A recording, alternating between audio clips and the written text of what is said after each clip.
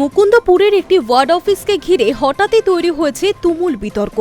অভিযোগের ঝড়ে উঠে এসেছে নানা ত্রাণ সামগ্রীর পাশাপাশি গর্ভনিরোধক এবং ম্যাসাজ করার একটি যন্ত্র পাওয়ার দাবি।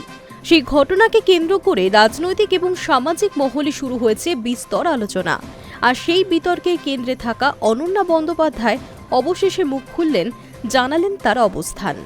ঘটনার পর এক সাক্ষাৎকারে তিনি জানিয়েছেন, একটি অফিস মানেই শুধু কাজের ঘর নয়, সেখানে থাকে চেম্বার, আবার থাকে অ্যান্টি চেম্বারও।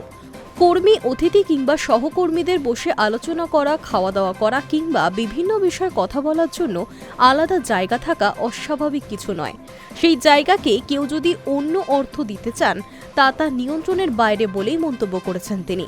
তবে বিতর্কের মাঝেই আরও একটি গুরুত্বপূর্ণ দাবি করেছেন অনন্যা। তার কথায়, যে অফিসকে কেন্দ্র করে এত আলোচনা, সেটি আদৌ তার ব্যক্তিগত অফিস নয়।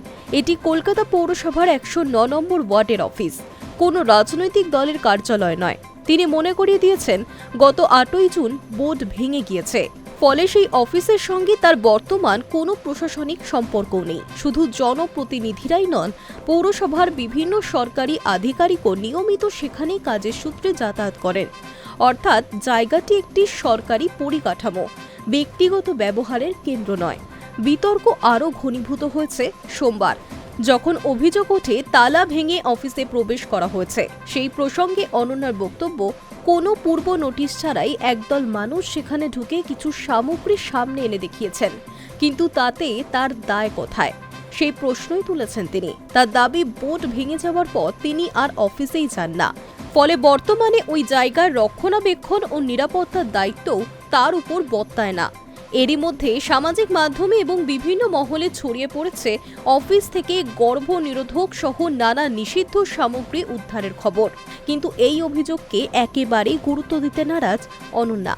তার বক্তব্য, যে জায়গা তার নিয়ন্ত্রণে নেই, সেখানে হঠাৎ কিছু মানুষ ঢুকে এমন সমস্ত জিনিস দেখাচ্ছেন, যা স্বাভাবিকভাবেই প্রশ্নের জন্ম দেয়। তার মতে, একটি সরকারি অফিসকে ঘিরে এ ধরনের প্রচার আসলে অসুস্থ মানসিকতা এবং নিম্ন রুচির বহিঃপ্রকাশ। বরং তিনি উল্টো প্রশ্ন তুলেছেন, একটি ওয়ার্ড অফিসে যেখানে প্রত্যেকদিন সাধারণ মানুষ আসেন, সরকারি পরিষেবা নেন, বিভিন্ন নাগরিক সমস্যা নিয়ে আলোচনা করেন, সেখানে এমন সামগ্রী থাকার দাবি বা কতটা বিশ্বাসযোগ্য?